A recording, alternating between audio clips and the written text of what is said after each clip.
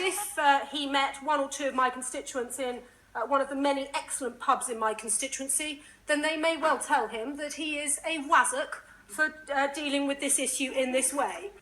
And Donald Trump is not just wrong. His comments are indeed dangerous, and his views must be tackled seriously. I don't think Donald Trump should be allowed within 1,000 miles of our shore, because he would embolden the EDL on the one hand and fuel the flames of terrorism on the other hand.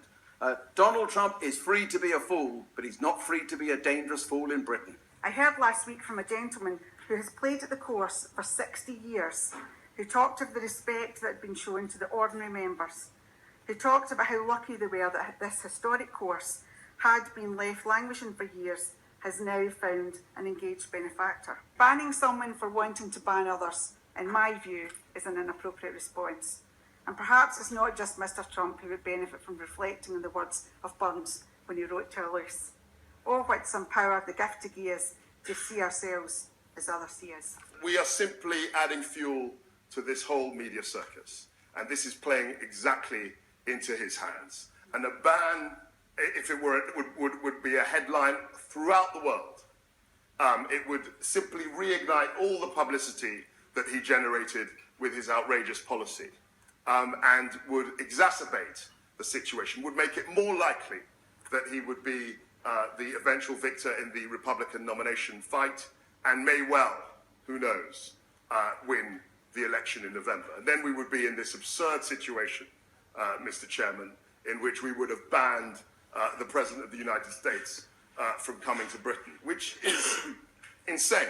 I want to look at Donald Trump, the man, the boy. As his first name suggests, he is the son of a Scottish immigrant, and I apologise for that.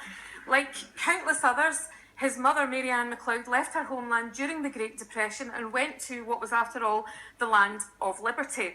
This desire for economic opportunity is the same thing that motivates many migrants from many other countries to go to America today. The Mexican migrants, who Trump so roundly defamed, are engaged in the same quest that his forebears undertook.